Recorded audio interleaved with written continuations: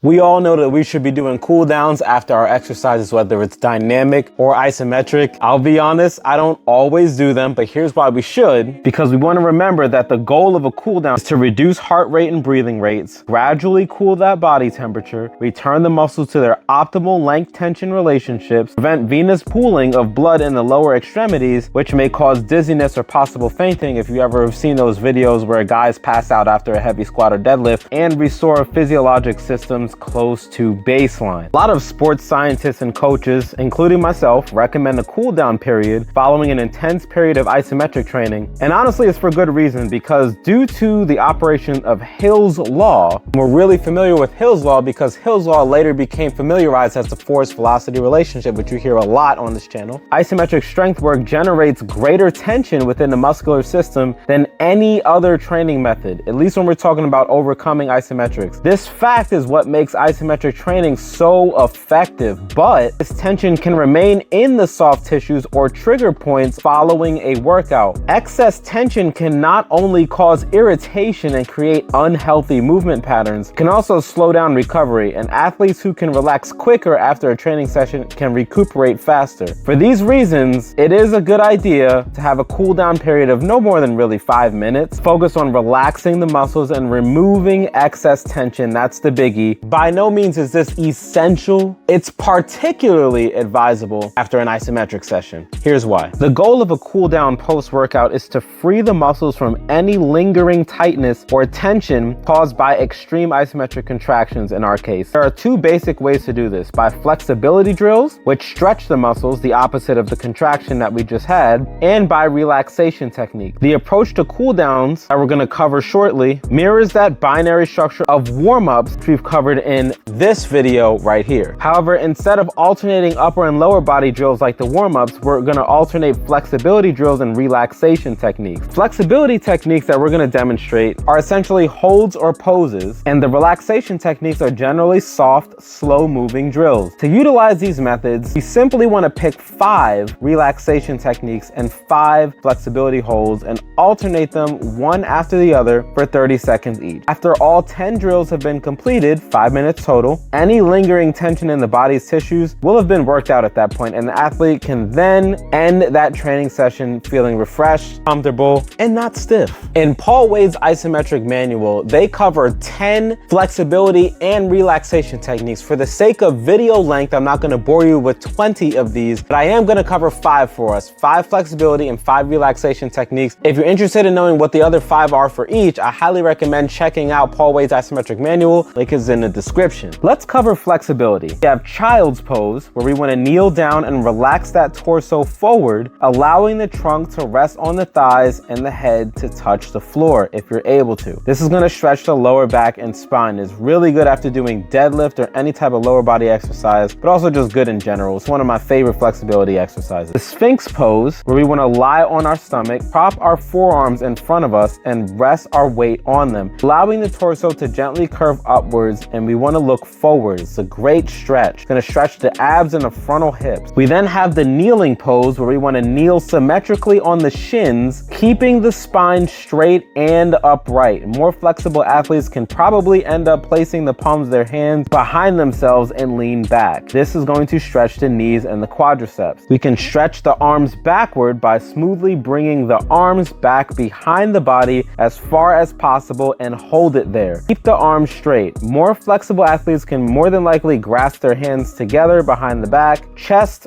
front delts, and biceps are what's going to be stretched here. And lastly, we want to end with another of my favorites personally, the elbow high pose. We want to place our hands behind our head and draw our elbows upward until the upper arms are as close to vertical as possible and the elbows are fully bent. Relax and hold that position. It is going to stretch the triceps, elbows, and shoulders. Now we're going to cover 5 relaxation techniques. First, starting with deep breathing, where we're going to smoothly inhale deeply, expanding our rib cage before exhaling fully, using the abdomen to assist. Let the arms follow the movement. Take many breaths if we need to. Highly recommend that, by the way. This is going to relax the trunk and the torso. Hip rolling, we'll have our hands on our hips, roll our hips clockwise and then counterclockwise in a comfortable fluid motion. This is going to keep all our joints loose and soft, and it's gonna relax and free the hips and lower back, another of my favorite. Then we can focus on leg shaking, where we're gonna relax the leg muscles fully, shake them out, allowing the vibration to further soften the muscles and help any points of tension be released. And then we wanna alternate the leg. This is huge if you're doing any type of sissy squat, hack, or zercher squat on the Isometrics. This is going to relax the lower limbs and hip girdle. We can then focus on shoulder rolling, where our hands are by our sides and we're gonna roll our shoulders backwards and then forwards in a comfortable fluid motion, keeping all our joints loose and soft. This is gonna relax and free the shoulders and neck muscles. Huge if you're doing any type of overhead press, front delt, raise, or shrug. And lastly, we can focus on self-massaging the palms. If you've ever done a strenuous bicep curl on the Isomax, you'll definitely want to do this one, where we're going to place our thumb into our opposite palm and massage the muscles with gentle circular motions. Try to fully relax the fingers of the hand being massaged. This is going to relieve the tension in the hands and forearms. Our cool down drills don't really have to be highly generalized like this. We're selected at random. If we're working specific body parts in our workout, you can tailor those specific flexibility or relaxation techniques to those areas. Just like with the warm-ups, we can mix and match these techniques to suit ourselves. Change your cooldowns frequently to avoid becoming bored with them. A cooldown should be enjoyable and refreshing. If this isn't the case, we need to change things up. Now you should see our video on warm-ups, which you can find right after this.